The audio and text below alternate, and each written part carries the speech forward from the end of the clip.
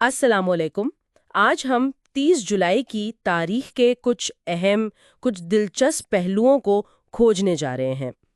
وعلیکم السلام۔ جی ہاں، اور ہمارے پاس جو ذرائع ہیں جیسے ویکیپیڈیا، onthisday.com، history.com، ان سے کوشش کریں گے کہ ایک مکمل تصویر سامنے آئے۔ مقصد صرف واقعات گننا نہیں بلکہ یہ دیکھنا ہے کہ ایک دن میں کیسے کیسے رنگ بھرے ہیں۔ بالکل، اور یہ حیران کن ہوتا ہے کہ ایک ہی تاریخ کیسے اب دیکھیں شہروں کی بنیاد سے لے کر عالمی کھیلوں تک اور جنگوں تک پھیلی ہوئی ہے۔ تو چلیں شروع کرتے ہیں ماضی سے۔ 762 سے بغداد شہر کی بنیاد رکھی گئی خلیفہ المنصور نے۔ جی، عباسی دور کا آغاز تھا، اور بغداد یہ صرف ایک شہر نہیں بنا، نہیں، بالکل نہیں۔ یہ تو علم و حکمت، ثقافت، ہر چیز کا مرکز بن گیا، ایک طرح سے تہذیب کا گہوارہ۔ صدیوں تک اس کا اثر رہا۔ اچھا، پھر وقت میں آگے بڑھتے ہیں۔ 1729 یہی تاریخ 30 جولائی ہاں، امریکہ میں بالٹیمور شہر کی بنیاد رکھی گئی، میری لینڈ میں۔ اچھا، یعنی ایک ہی تاریخ، دو مختلف براعظموں پر نئے شہروں کا آغاز، یہ بھی کیا اتفاق ہے۔ بالکل۔ اب ذرا میدان بدلتے ہیں، کھیل کی دنیا میں چلتے ہیں۔ 1930 پہلا فیفا ورلڈ کپ، یوروگوے۔ جی ہاں، یوروگوے نے ارجنٹائن کو ہرا کر پہلا ورلڈ کپ جیتا تھا، مونٹے ویڈیو میں۔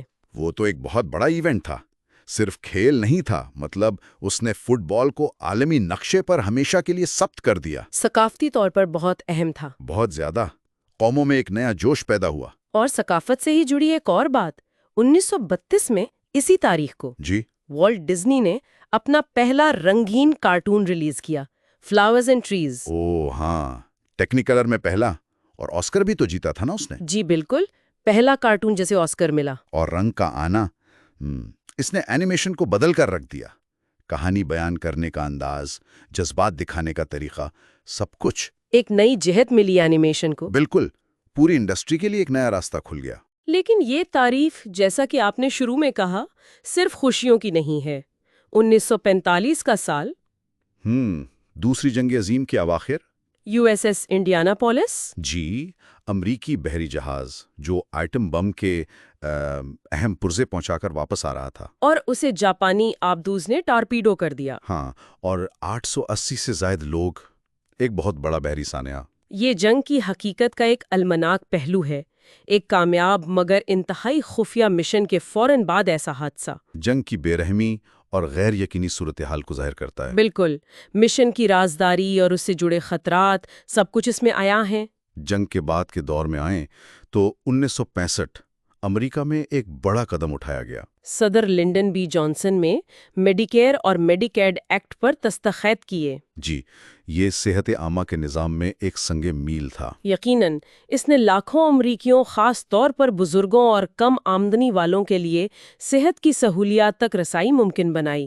اس کے اثرات آج تک ہیں۔ سماجی بہبود میں ایک بڑا قدم۔ اچھا، پھر تھوڑا اور آگے چلتے ہیں۔ 1980 ہاں تاریخ کو۔ جی، اور ایک اور دلچسپ اختتام 2003 میں۔ وہ کیا تھا؟ میکسیکو میں آخری کلاسک ووکس ویگن بیٹل گاڑی بنی، پروڈکشن لائن سے آخری کار نکلی۔ اوہو، بیٹل، وہ تو ایک آئیکن تھی، ایک عہد تھا پورا اس گاڑی کے ساتھ جڑا ہوا۔ کتنی نسلوں کی یادیں وابستہ تھیں۔ صحیح کہا، وہ صرف ایک گاڑی نہیں تھی، ایک کلچرل سمبل تھی۔ اس کا بند ہونا واقعی ایک دور کے خاتمے جیسا تھا۔ اب ذرا کچھ شخصیات کا ذکر کرتے ہیں جن کا تعلق 30 جولائی سے ہے۔ جی ضرور۔ پیدائش کی بات کریں تو ہنری فورڈ صنعت کار 1863 میں پیدا ہوئے۔ فورڈ موٹر کمپنی والے، انڈسٹری میں انقلاب لانے والے۔ اور ادب میں ایملی برونٹے، ویدرنگ ہائٹس کی مصنفہ، 1818۔ کمال کی لکھاری تھیں۔ فلم اور موسیقی سے بھی نام ہے، آرنلڈ شوارٹزنیگر 1947، کیٹ بش 1958 اور سونو نگم 1973۔ واہ، کیا متنوع فہرست ہے۔ صنعت، ادب، فلم، موسیقی، سب شامل ہے۔ اور وفات پانے والوں میں بھی بڑے نام ہیں۔ آٹو وان بسمارک، جرمنی کے آئرن چانسلر، 1898۔ جدید جرمنی کے معمار، یورپی تاریخ کا ایک اہم کردار۔ اور میکسیکو کی جنگ آزادی کے ہیرو مگویل ہیڈالگو وائی کوسٹیلا 1811 میں وفات پا گئے۔ جی ہاں، تاریخ بنانے والے لوگ۔ تو اگر ہم دیکھیں، 30 جولائی ایک ایسا دن ہے جس میں تخلیق ہے، شہر بن رہے ہیں، قوانین آ رہے ہیں، نیا آرٹ تخلیق ہو رہا ہے۔ اور ساتھ ہی تنازع بھی ہے، جنگی سانحات ہیں، عالمی مقابلے ہیں۔ سماجک تبدیلیاں ہیں اور با اثر لوگوں کا آنا اور جانا ہے۔ بالکل، یہ تاریخ کا ایک چھوٹا سا نمونہ ہے کہ کیسے ایک دن میں اتنی جہدیں سما سکتی ہیں۔ تو یہ تھا ہمارے 30 جولائی کا جائزہ۔ اور آخر میں ایک خیال چھوڑ جاتا ہوں، یہ جو واقعات ہیں صدیوں کے فاصلے پر بظاہر بالکل الگ تھلگ، جی، جیسے 762 میں بغداد کا قیام، پھر 1930 کا ورلڈ کپ، یا 1945 میں وہ بحری جہاز کا ڈوبنا۔ ہاں، ان میں کیا تعلق ہو سکتا ہے؟ کیا ان کے بیچ کوئی پوشیدہ دھاگا ہو سکتا ہے، کوئی بالواسطہ تعلق جو ہمیں نظر نہ آتا ہو؟